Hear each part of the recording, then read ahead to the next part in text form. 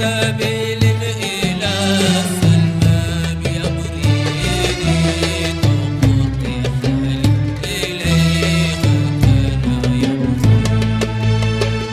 الوجود الذي أبنى ولايته ربي وآدم بين الماء والطين. أعوذ بالله من الشيطان اللعين الرجيم. بسم الله الرحمن الرحيم. اللهم صل على سيدنا محمد الفاتح لما أغلق والخاتم لما سبق ناصر الحق بالحق والهادي إلى صراطك المستقيم وعلى آله حق قدره ومقداره العظيم. وبعد السلام عليكم ورحمة الله تعالى وبركاته. مبلمو أمبي أوفوكا ولنمندو نواتينا أو منسخول بنا شريف لا جبراني سانفي jamana in kono jamana in ko kan aw bismillah ka jamu kan kene kono no e tijaniya blue bay ani an karamo be ñogon fe no e an karamo Cerno Alusen Jakte senga bali ñina bali kene ale de a ñanama bay tuma wo tuma fona kara darray o kuma ko nana an ko be babu kan babu ni bela jelembe ka kono nga ke ni wati u cugoyay amma se ka koron ko tugu ñogona ngani ala sona ma bi anya kanu babu into ka se ka a dafa min ba to famia o biseka surala wala yani an ga do korfo konnana an ban karamo bismillah kene kono no yi an karamo Cerno Alusen Jakte amma fa an karamo assalamu alaikum. عليكم السلام ورحمة الله تعالى وبركاته. جلو bismillah kene konnana الحمد لله جلو الحمد لله رب العالمين وصلى الله وسلم وبارك على سيدنا وحبيبنا وقرة أعيننا مولانا محمد وعلى آله وصحبه أجمعين. amin. أما بعد جلو نفولي بيه نفولي ب شريف لا تي في لجباب بلا جريني شريف لا تي في بارك لا بلا جري وقتا سي أنكرمو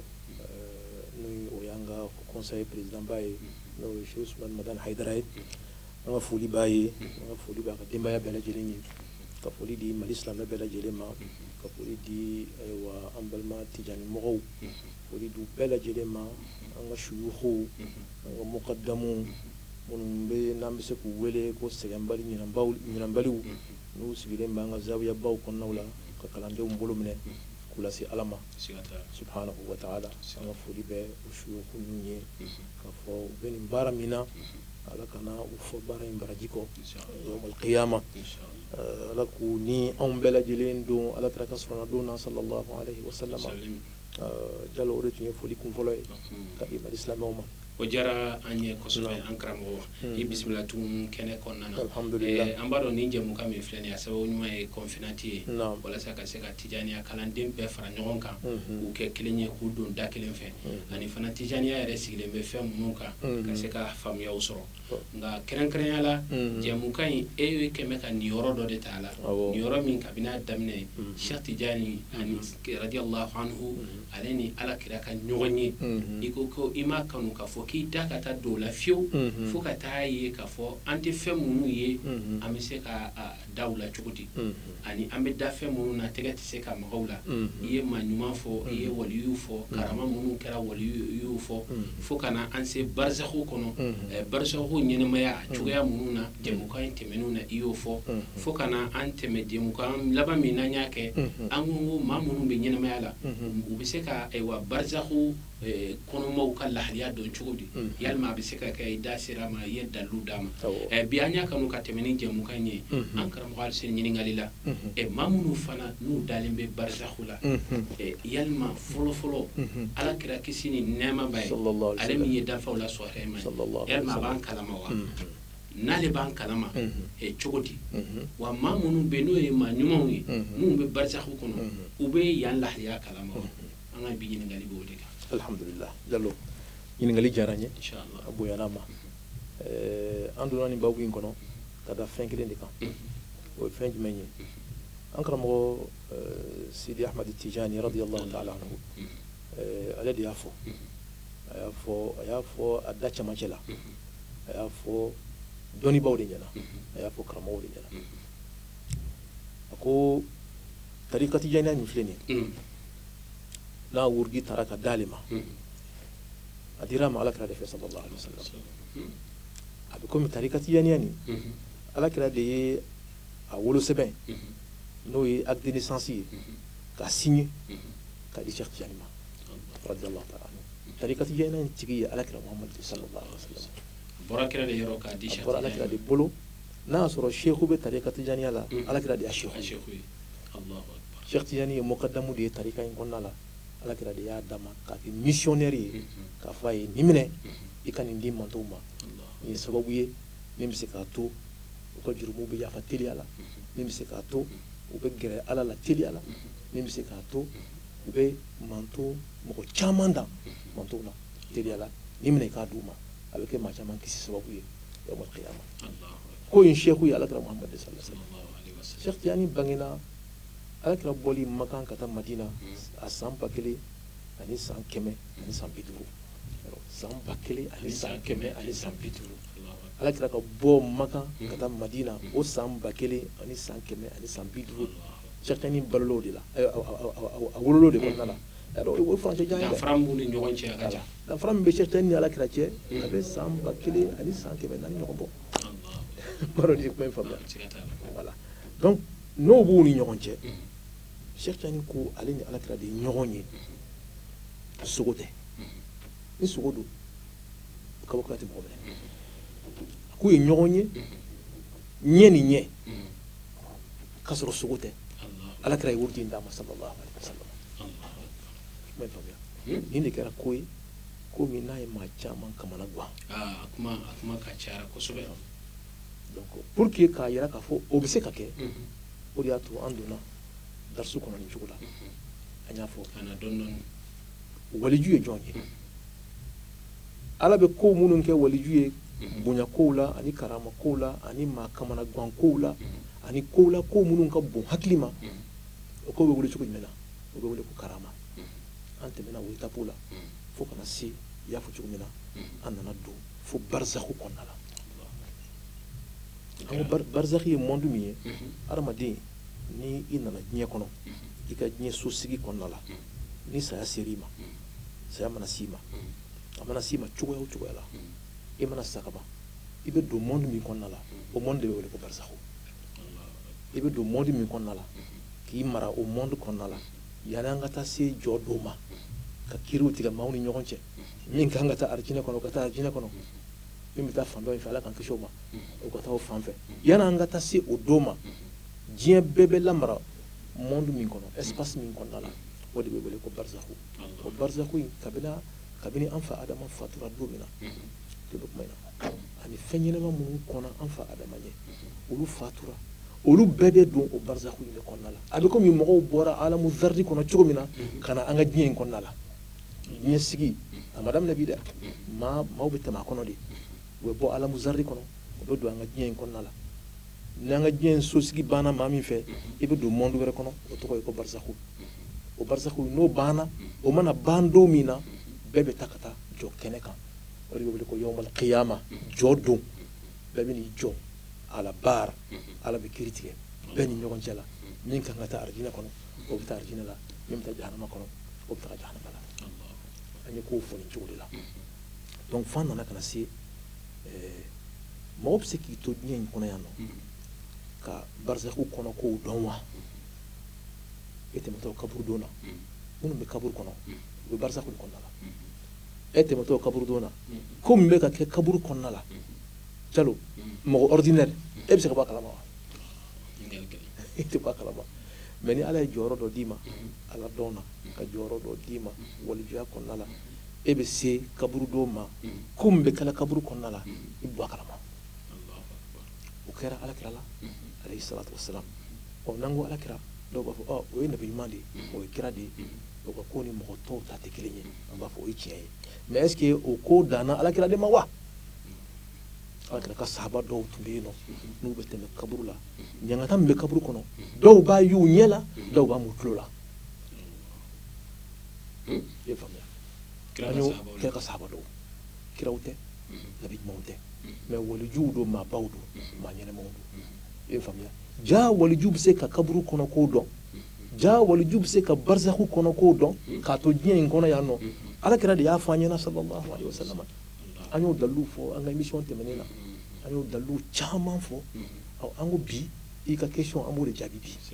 i ka question jumɛn ye maa y'i to diɲɛ so kɔnɔ yan nɔ nabi ɲuman kira waliju maa gansan k'a to diɲɛ so kɔnɔ yan nɔ ko min bɛ ka dérouler barzakhu kɔnɔna la ka bɔ o kalama o tɛ ça veut dire que kataraki min b'a ɲɛ kan n'o b'a to a tɛ barzakhu kɔnɔna ye ala ye bonya dɔ d'a ma k'o kataraki k'o opérer ka bɔ a ɲɛ kan a ɲɛ ka se ka tɛmɛ ka don kaburu kɔnɔna la min bɛ kɛla kaburu kɔnɔna la ka se k'o ɲɛ dɔn ka tila k'o lakali mɔgɔw ye o tɛ donc ale ka connexion o samana ka taa don barzakhu kɔnɔna la ɔ est ce que barzakhu kɔnɔ mɔgɔw bɛ se k'u to barzakhu kɔnɔ wa ka connexion sama ka bɔ barzakhu kɔnɔ ka na an ka diɲɛ in kɔnɔna la ka tila ka nafa di an ma wa o de ye ɲininkali sama o tɛ ala kɛra ko n'an bɛ kuma ni dalili a bɛ imam ahmad o ye silamɛya dɔnbagaba dɔ ye mazabu naani mazabu belebeleba naani min n'o b'an fɛ yan nɔ o dɔ la kelen tigi don hadisa dɔnbagaba don a y'a mafilɛ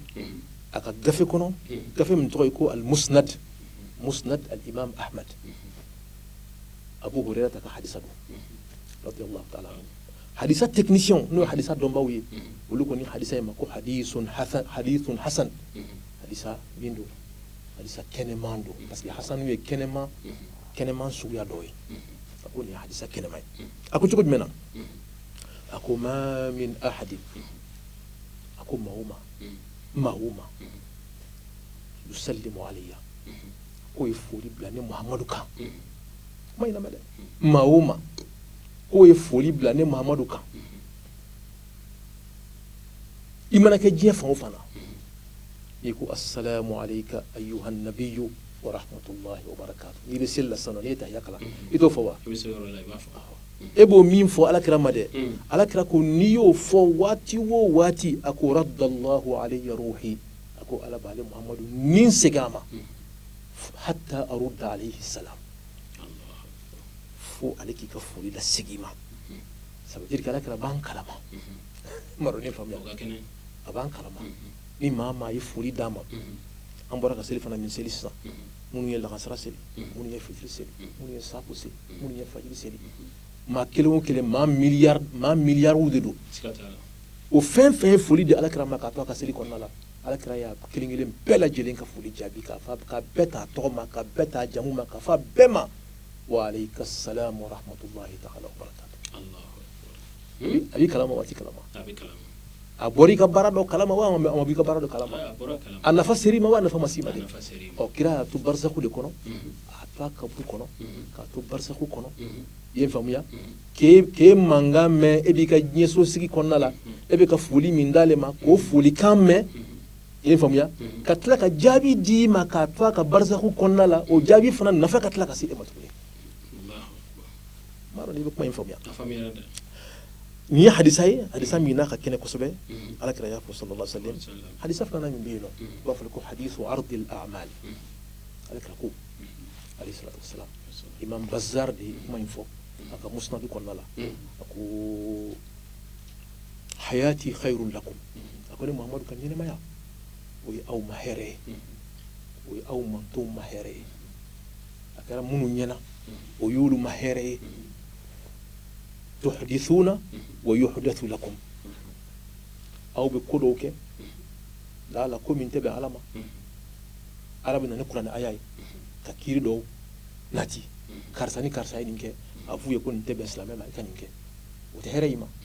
a b'i bilasira a b'i guider sira min ka di ala ye a b'i bila ala ka sira kan donc kira ka ɲɛnɛmaya kɔnɔna la wahayu bɛ jigin a kan wahayu bɛ jigin ka na mun fɔ litundhira man kana hayya k'a fɔ i ka maaw bagabaga karisa aw de ye nin kɛ nin man ɲi a ye nin to yen karisa e bɛ ka nin kɛ la ala ko nin ka d'a ye a ye dumuni nin sira kan donc ne ka ɲɛnɛmaya ni b'aw cɛ la a nafa bɛ se aw ma khayrun lakum a ko wa mamati khayrun lakum ni sara fana o kɔrɔ ko hɛrɛ banna wa hɛrɛ ma ban ni sara fana o fana hɛrɛ fana bɛ yen nɔ ko ala kama o hɛrɛ ye jumɛn ye a ko tu'radu alayya a'malukum a ka baaraw de bɛ yira n na donc a b'i kalama n'i ye saraka bɔ sisan kɛnɛma baara in bɛ yira alakira la sallallahu alaihi wasallam i mantonw jalo ale de nin saraka in bɔ k'a di i manton dɔ ma sisan nɔ i faamuya a b'a fɔ alhamdulillahi rabbil alamin n bɛ ala fo k'ala barikada Jalo ye ne ka kumakanw lamɛn a tugura n kɔ k'an labato n ye min fɔ n k'o ka ɲi a bɛ k'o baara kɛla a bɛ ala fo la a bɛ ala waleɲuman dɔn la kira de y'a fɔ sallallahu alaihi wasallam donc a b'i kalama dɛ a ko n'aw ye baara jugu kɛ maa min ye maalankolonya kɛ ka kojugu dɔ kɛ ka riba nafolo dun ka kun gosi dɔ kun ka manamanako dɔ kɛ o fana bɛ yira kira la dɛ karisa min i manton don min ye karisa den ye n'a bɛ nin yɔrɔ in na ale de ye nin baara jugu in kɛra alakira n'o fɔra ye alakira a tɛ se wa a ko fa astaghfiru lakum n b'a ɲini ala fɛ o la ala a y'a kɛ a t'a dɔn de a t'i dɔn ala a kuma ala yafa ma alakira b'i kalama wa a t'i kalama a b'i kalama a nafa bɛ s'i ma a nafa tɛ s'i ma ni alakira yafa deli e ye ko ala ka yafa i ma jɔn ye nafa sɔrɔ nafa in bɔra min kira bɛ min donc k'a fɔ ka kira sara k'a banna yani o ye kuma ye kuma min n'i b'a fɔ dɔrɔn ka sɔrɔ i m'i basé hadisaw kan m'i basé kuranɛ ayaw kan kuranɛ de b'a fɔ an ɲɛna ko wala tahsabanna alladhina qutilu fi sabilillahi amwatan bal ahya'un عند ربهم يرزقون فرحين بما آتاهم الله من فضله ويستبشرون بالذين لم يلحقوا بهم من خلفهم ألا خوف عليهم ولا هم يحزنون القرآن يبين فجرا أكو ماوي ما كاليتي دمادوي إسلامي كاليتي دمادوي إسلامي أوردينير بينو إسلامي أوردينير يفهم يا وبينو إسلامي دو بينو فنا بو سانفي wo wele cogo jumɛn na ko shuhadaw minnu jɛr'u nin kɔ k'u nin feere k'a di ala ma u sara ala ka sira kan u bɛ wele ko shuhadaw olu bɛ silamɛ gansan fana sanfɛ u jɔyɔrɔ bɛ silamɛ gansan sanfɛ kuranɛ b'o de fɔ an ɲɛna wa faddala allahu almujahidina ala alqa'idina ajran azima seyidu su o ka bon ala bolo ka tɛmɛ silamɛ gansan kan min ma sa ala ka sira kan o tɛ seyidu su fana sanfɛ k'o bɛ superposer ɲɔgɔn sanfɛ de seyidu su sanfɛ silamɛ qualité wɛrɛ bɛ yen nɔ o fana ka bon ni seyidu su ye i ye faamuya u b'o wele ko asidiqun minnu kɛra tiɲɛtigiw ye sidiqunaw fana sanfɛ silamɛ qualité wɛrɛ bɛ yen min fana ka bon ni sidiqunaw ye o jɔn ye o ye nabi ɲumanw ye annabiyun m'a dɔn n'i ye kuma in faamuya o nabi ɲumanw fana la olu fana degerew don olu fana sanfɛ kiraw ka bon ka tɛmɛ nabi ɲuman gansanw kan o kiraw ni ɲɔgɔn cɛ kira 25 b'a la ala y'olu tɔgɔ fɔ kuranɛ kɔnɔna la olu fana ka bon ni tɔw ye o 25 kɔnɔna la ala ka tila ka 5 ta ka bɔ o la k'olu tɔgɔ da ko ulul azmi o fana ka bon ni kira tɔw ye o 5 fana bɛɛ kɔnɔna la ka tila ka kelen ta o la n'o ye muhamadu rasulullahi sallallahu alaihi wasallam k'o fana bonya ka tɛmɛ a bɛɛ lajɛlen kan donc silamɛw kɛlen bɛ k'u superposer ɲɔgɔn sanfɛ de ɲɔgɔn sanfɛ silamɛ qualité dɔ bɛ yen nɔ wo wele ko seyidu su o de ye qualité filanan ye shuhada o seyidu su kuranɛ ko an ma wala tahsabanna alladhina qutilu fi sabilillahi amwata o maa minnu bɛ yen n'an b'u wele ko seyidu su n'u fagara i ye n faamuya ala ka diinɛ kɔrɔtali sira kan ala ko kana bila i kɔnɔ muhamadu k'a fɔ k'olu ye suw ye dɛ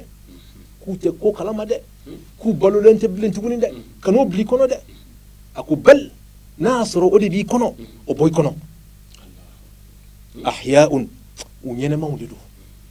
u ɲɛnɛmanw don kaburu kɔnɔna la bal ahya'un 'inda rabbihim yurzaqun u ɲɛnɛman don u bɛ barzaku min kɔnɔna la u ɲɛnɛman don barzaku in kɔnɔna la a tɛ dan u ma dɛ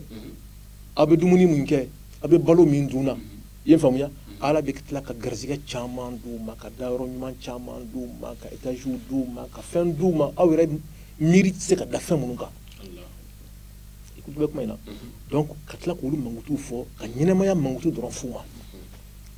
o ye silamɛ qualité filanan de ye tuba la jango n'a taara se silamɛya qualité laban ma n'o ye alakira muhamadu sallallahu alaihi wasallam a dugumada o ɲɛnɛman don o balolen don i ye n faamuya o bɛ mɔgɔw kalama o bɛ anw kalama jango alakira muhamadu sallallahu alaihi wasallam kira tɛ anw kalama kira bɛ an kalama dɛ a bɛ hadisa kɛnɛman na k'a fɔ ko alakira ko a ko jumadon o ye aw ka don lafisamantiw ye jumadon ka di ala ye ka tɛmɛ a ka don bɛɛ lajɛlen kan alakira ko ni jumadon sera a ye seli ni muhamadu kan ka caya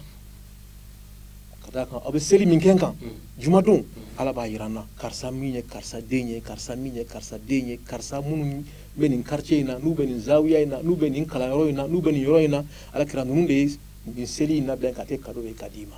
sallallahu alaihi wasallam alakira ko ten a bɛ fɔ sahabaw ye don min na a don sahabaw y'i ka question ɲɔgɔn de poser a kunna alakira o seli bɛ yira e la cogo jumɛn na o y'a sɔrɔ e kɔni mɔɲɔmɔɲɔla ka ban e donna dugu jukɔrɔ ka ban e sara ka ban i kɛra bɔgɔmugu ye ka ban alakira ko o de bɛ aw kɔnɔ o tɛ tiɲɛ ye a ko inna allaha harrama ala al-ardi an ta'kula ajsad al-anbiya ala y'a kɛ haramu ye dugukolo kan a ka se ka nabi ɲumanw farikolo dun a tɛ se k'o dun ala kɛra sara k'a to a bɛ lahala min na a farikolo kɛnɛ bɛ cogo min na wallahi ni ala y'a latigɛ ko maa taara ka taa ala kɛra y'a kaburu kɔnɔ sisan nɔ i b'a sɔrɔ a b'o lahala kelen na foyi ma yɛlɛma a la fɔlɔ sallallahu alaihi wasallam so bɛ kuma in na donc ala kɛra a b'a cogoya la a ma yɛlɛma foyi m'a sɔrɔ wa ala kɛra b'an kalama k'a to a bɛ diɲɛ kɔnɔ cogo min na a bɛ barisako kɔnɔ o cogoya kelen na a bɛ an kalama a bɛ duwawu k'an ye a nafa bɛ se an ma sallallahu alaihi wasallam donc n'o sabatira k'o ye tiɲɛ ye an bɛna se kuma laban ma ni ala sɔnna ma kuma laban ye jumɛn ye maa bɛ se ka ala kɛra ye ɲɛ la k'i to diɲɛ sosigi in kɔnɔna la wa walima i tɛ se k'a ye ɲɛ la Cheikh Tidiane ye kuma min fɔ kuma in bɛ sabati wa walima a tɛ sabati a dalilu ye mun ye kuranɛ kɔnɔ a dalilu ye mun ye kira ka hadisa kɔnɔna la sallallahu alaihi wasallam ni ala ye sigiyɔrɔ yira an na ni ala sɔnna ma an b'an da don o la k'o ɲɛfɔ mɔgɔw ye inshallah an karamɔgɔ o faamuyara kosɛbɛ ni ala sɔnna ma sigida nata wɛrɛ an bɛna don nin kɔnɔna na nin kɔrɔfɔ ninnu bɛɛ lajɛlen kɔfɛ kuma kuncɛ kuma jumɛn b'i bolo ka ɲɛsin Tijaniya bulonba kalanden filɛbaa bɛɛ lajɛlen ma an bɛ kuma min ɲini ka sin Tijaniya bulonba filɛbaa bɛɛ lajɛlen ma an bɛ waati min na bi waati in ka kalan an ka jamana kɔnɔ waati in ka gɛlɛn an ka jamana kɔnɔ an ka jamana a bɛ degun kɔnɔ an ka jamana bɛ degun kɔnɔ an b'a ɲini Tijani mɔgɔw fɛ zawiya kɔnɔnaw la an b'a ɲini u fɛ u kelen ni ala cɛla u bɛ dugawu mun kɛ u k'u hakili to an ka jamana la u ka dugawu kɛ jamana nin ye dɔnnibaaw y'a fɔ an ɲɛna an karamɔgɔ Tijani mɔgɔw y'a fɔ an ɲɛna k'a fɔ ni balaw binna dugu min kan ka dɛsɛ ka bɔ jamana kan k'a sɔrɔ Tijani mɔgɔw ka wazifa bɛ sigi o dugu kɔnɔna la a k'a bɛ daga dugulamɔgɔw ye u ka taa faamaw fɛ ka taa plainte k'u contrôle la parce que Tijani mɔgɔw ma wazifa de kɛ ko ɲuman u ma k'a kɛcogo de la n'u y'a k'a kɛcogo la Tijaniya wazifa kɛko kelen u bɛ balaw dégager de n'a kɛra a kɛcogo la donc an karamɔgɔw k'u hakili to jamana in na ni maa ma hami ni Mali ye bi i faamuya siga kan ka k'i ka silamɛya la siga kan ka k'i ka tijanidenya ɲuman na a y'aw hakili to aw ka jamana la a y'aw hakili to aw ka jamana la a y'aw hakili to aw ka jamana la ala ka jamana ɲuman bɔ ala ka jamana ɲuman bɔ ala ka jamana ɲuman bɔ wa sallallahu ala muhammadin wa alihi wa sahbihi wa sallam walhamdulillahi rabbil alamin Thierno Sene an b'i fo k'i waleɲuman dɔn ni bilasiralikan ɲuman min ni bɔra k'a di sisan an b'a dɔn ninnu ye fɛn ye fɛn min ni mɔgɔw mago b'a la fɛn minnu n'a tɛ mɛn an ka wajuliw la ka caya mais fɛn minnu n'a bɛ yen n'a ɲɛnamayalen don a b'an ka gafew bɛɛ lajɛlen kɔnɔ nka i yɛrɛ kun y'a fɔ cogoya min na kunfɛ kumaw tɛ dalilu de don i t'a sɔrɔ kabini Demuka in a daminɛ fo bi kuma o kuma n'i b'a fɔ fo ka taa sɔrɔ i y'a kuranɛ ayaw fɔ ka hadisaw fɔ ani an ka karamɔgɔbaw yɛrɛ bɛnna min kan i bɛ k'o gansan de fɔ mɔgɔ ye an ka émission ninnu suit o la an bɛ dugawu kɛ sigida nata wɛrɛw ka se ka babu in ka tɔ lase laɲini yɛrɛ bɛ min nɔfɛ Cheikh Tidiane ni Alakira ka ɲɔgɔn ye ka se ka i lafaamuya la yanni an ka se ka sɔrɔ ni an sera dɔrɔn i bɛ se k'a faamuya ka fɔ a bɛ se ka kɛ o la an bɛ dugawu kɛ Ala k'an si jɔ k'o kɔnɔ an bɛ foli ni wale ɲuman dɔn ta k'a ɲɛsin anw ma nin waati in na aw minnu sɔgɔlen bɛ an na Serifila Jabarani sanfɛ Tijaniya bulonba jɛmukan tɛ fɔ aw minnu kɔ nin jɛmukan in filɛ nin ye a bɛ bɔ Serifila Jabarani sanfɛ kari o kari nɛgɛ kanɲɛ 17 n'o tɛmɛna ni sanga 30 ye segin bɛ k'a kan araba o araba nɛgɛ kanɲɛ 14 n'o tɛmɛna ni sanga 30 ye wala laɲini tɛ foyi ye walasa ka se ka tijaniya kalandenw lakunu ka faamuyaw d'u ma ani k'u fara ɲɔgɔn kan wala an bɛ dugawu kɛ ya rabbi bilasirali minnu bɛ ka kɛ ala k'a faamuyaw d'aw ma k'a ɲini Allah subhanahu wa ta'ala fɛ jɛkuluba min kɛra nin ko sababu ɲuman ye n'o ye conférencier ye ala ka baara in u sakɔrɔ ala ka laɲiniw bɛɛ sabati an bɛ foli belebele ta k'a ɲɛsin jɛmukan in kɔnɔna na an ka sababu ɲuman ma n'o ye Sheikh Usman Madan Haidara ye k'a fɔ k'a wale ɲuman dɔn sabula an filɛ nin ye jabarani min na sababu ɲuman ye ale de nin ye fɛn ye fɛn min ni silamɛw bɛɛ kana ka waso n'a ye sabula bi an ka sufiya kumaw an bɛ se k'a fɔ fɛrɛ ma an bɛ se ka fɛn caman fɔ an ka diinɛ kunkan ka fɛrɛ ma a tɛ se ka kɛ fo dɔ de k'a kun don a kɔrɔ ale min kɛra sababu ɲuman ye an b'a fɔ k'a waleɲuman dɔn ka foli kɛ an ka tijaniya kalanden fɛn o fɛn de bɛ farafinna kɔnɔna na an b'a dɔn Cherif Jabarani bɛ fan bɛɛ kɛrɛnkɛrɛnnenya la Côte d'Ivoire jamana kan ka taa se Gabon ani Congo tijaniya bɛ fan bɛɛ fɛ mais an b'a dɔn maa caman de bɛ nin lajɛ o la minnu t'a kalama k'u labɔ a kalama walasa bɛɛ ka se ka fara ɲɔgɔn kan nin jɛmukan in kɔnɔna na ka faamu k'u tila u ni ɲɔgɔn cɛ k'aw fo k'aw waleɲuman dɔn ka ala deli ala ka sigi wɛrɛ yira n na wassalamu alaikum wa rahmatullahi ta'ala wa barakatuhu. من سبيل